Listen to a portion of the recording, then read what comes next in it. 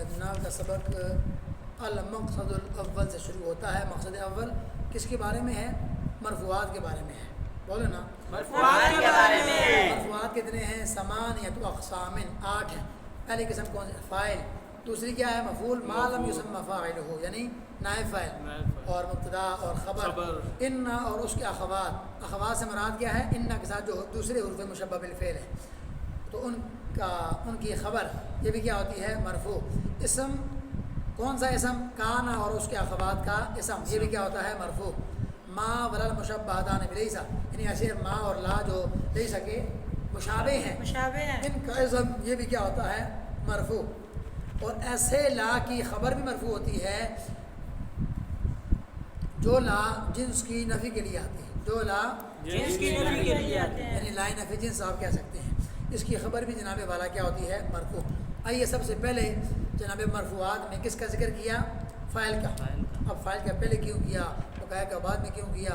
یہ خارجی باتیں ہیں، اس کی طرف جاتے نہیں، سبق کی طرف آئیں۔ فاعل کی تعریف کیا ہے؟ ہر ایسا اسم، ہر ایسا اسم جس سے پہلے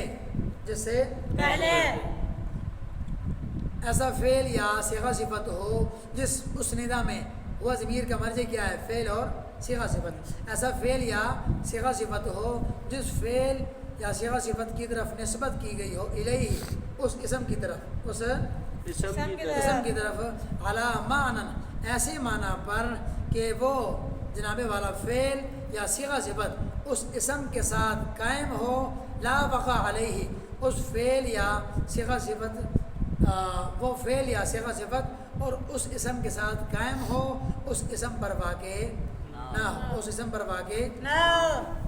دیکھو ادھر یہاں پر فعل کے نیچے کیا ہے؟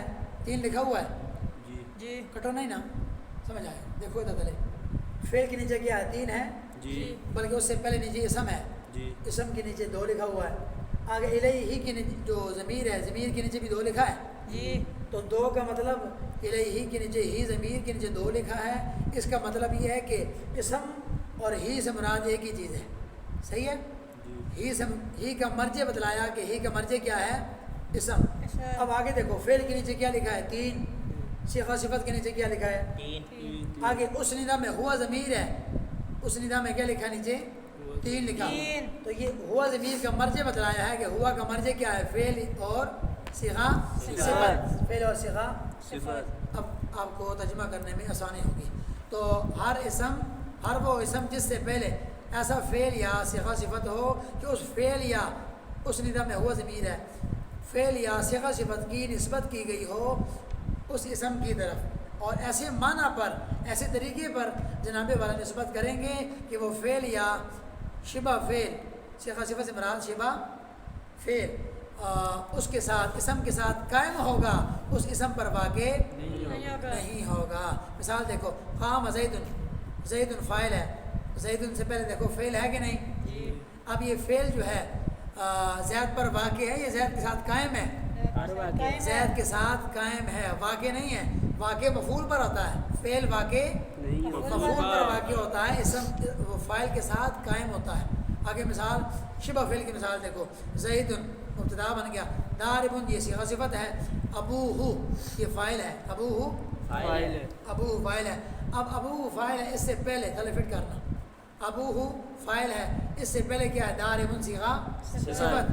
اب یہ فاعل صیغہ صفت کے بعد آیا کہ نہیں؟ بعد آیا، اور یہ صیغہ صفت مارنے والا جو وصف ہے ابوہ، اس کے ساتھ قائم ہے، اس پر واقع نہیں ہے۔ ترجمہ دیکھو، زید دارب ابوہ عمرا، ابوہ کا مطلب ہے زید کا باپ عمر کو دارب مارنے والا ہے، دارب مارنے والا ہے، صحیح ہے؟ تو یہاں دارب یعنی ضرب اور مارنے کا جو وصف ہے ابوہ یعنی زید کے باپ کے ساتھ قائم ہے، زید کے باپ کے ساتھ مارنے والا وصف قائم ہے، اس پر واقع بولتا نہیں عثمان، اس پر واقع نہیں ہے۔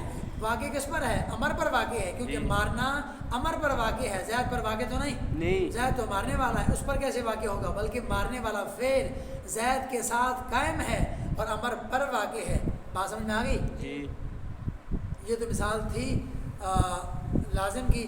اب جناب والا متعدی کی مثال دیتے ہیں، ما ضرب زید عمرا، زید فاعل ہے، زید فاعل ہے اس سے پہلے ضربہ فعل آ گیا جی آ گیا چلو جی یہاں پر فعل آ گیا اور یہ زید کے ساتھ ضرب یعنی فعل قائم ہے لیکن زید پر وہ فعل مارنے والا اس پر واقع نہیں ہے بلکہ وہ فعل تو واقع ہے امر پر کیونکہ فعل واقع کس پر ہوتا ہے مفعول پر زید تو فاعل ہے نا تو فاعل پر فعل واقع نہیں ہوتا بلکہ فاعل کے ساتھ فعل قائم ہوتا ہے فاعل کے ساتھ فعل قائم ہوتا ہے لہذا زید کے ساتھ ضرب والا فعل قائم ہے اور امر پر فعل واقع ہے نا دیکھنا اور کل فعل لا بد له من فاعل ہر فعل کے لیے فاعل کا ہونا ضروری ہے لا بد کا معنی ضروری ہے تو ہر ضروری ہے۔ فعل کے لیے فاعل کا ہونا ضروری ہے اب وہ جو فاعل ہوگا تو فاعل ہمیشہ کیا ہوتا ہے مرفوع کیا ہوتا ہے مرفوع اب فاعل دیکھیں گے مظہر اس میں ظاہر ہوگا یا ضمیر ہوگا اس میں ظاہر ہوگا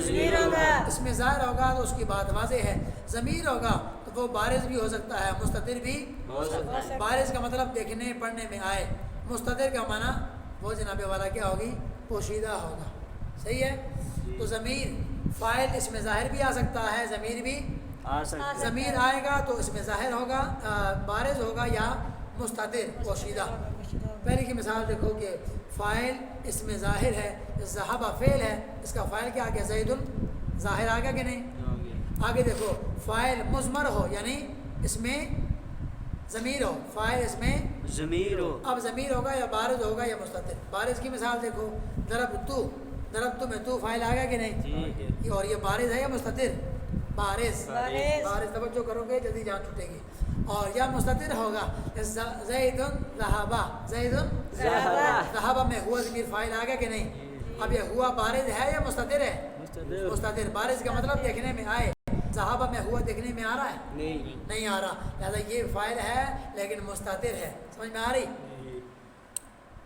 اب کہتے ہیں کہ اگر فعل متعدی ہو فعل کیا ہو متعدی ہو کان لہو مفعول به ایضا اس کے لیے مفعول بھی ہوگا ایضا معنی بھی اگر فعل متعدی ہے تو اس کا چارہ مفعول کے بغیر ہے ہی نہیں لہذا اس کے لیے مفعول بھی ہوگا اس کی مثال دیکھو ضرب زید ضرب فعل ہے فعل متعدی ہے زید اس کا فاعل ہے عمرا مفعول بھی ہے اب ایک بات ہے ہم فاعل کو دیکھیں گے فاعل اس میں ظاہر ہے یا ضمیر ہے فاعل اس میں ظاہر یا ضمیر ضمیر ہے اسم ہو اس کو دیکھیں گے وہ اسم ضمیر ہے یا ضمیر اسم ضمیر ہے اس کو ہم کہیں گے اس میں ضمیر اگر اسم ضمیر نہیں اسے ہم کہیں گے اس میں ظاہر اب بات سمجھ میں آ گئی اس میں ظاہر اس میں ضمیر تو فاعل اس میں ظاہر ہو تو فعل کو ہمیشہ وحد الفعل ابدا فعل کو وحدہ واحد لایا جائے گا وحدہ کا مطلب واحد لایا جائے گا تو فاعل کو ہم دیکھیں گے فاعل اس میں ظاہر ہے یا ضمیر ہے فاعل اس میں ظاہر ہے تو فعل کو ہمیشہ واحد لایا جائے گا کیا کہا میں نے بس فاعل اس میں ظاہر ہو فعل کو ہمیشہ واحد چاہے فاعل تثنیہ ہے پھر بھی فعل کو واحد فاعل جمع ہے پھر بھی فعل کو واحد لایا جائے گا مثال دیکھو ضرب زید ضرب زید اس میں ظاہر ہے بولتے نہیں جی زید اس میں ظاہر ہے لہذا فعل کو وحدہ واحد لائیں گے ضرب واحد لائے اب ضرب زیدان یہ فاعل ہے جی اس میں ظاہر ہے جی لہذا چاہے فاعل تثنیہ بھی ہو فعل کو پھر بھی واحد لائیں گے بولیں گے تو جان چھوٹے گی ضرب زیدون فاعل ہے جی اس میں ظاہر ہے جی ضمیر نہیں ہے لہذا فعل کو مفرد واحد لایا جائے گا ضرب والے کو فاعل زیدون جمع ہے لیکن فعل کو پھر بھی واحد لایا گیا ہے اور اگر فاعل اس میں ظاہر نہ ہو بلکہ مضمر ہو یعنی ضمیر ہو تو کیا کریں گے وحدہ للواحدی تو وحدہ فعل کو واحد لایا جائے گا للواحدی واحد کے لیے یعنی فاعل واحد کے لیے وحدہ فعل کو واحد لایا جائے گا یعنی فاعل واحد ہے فعل کو واحد فاعل تثنیہ تو تسنیہ لائیں گے فاعل جمع تو فعل کو جمع سمجھ لگی اب دیکھو زیدن ضربہ اب یہاں پر جناب والا زید اکیلا ہے نا مفرد ہے اب اس کا فاعل کیا لایا گیا ضربہ میں ہوا ضمیر لایا گیا تو ہوا ضمیر فاعل ہے فاعل واحد تو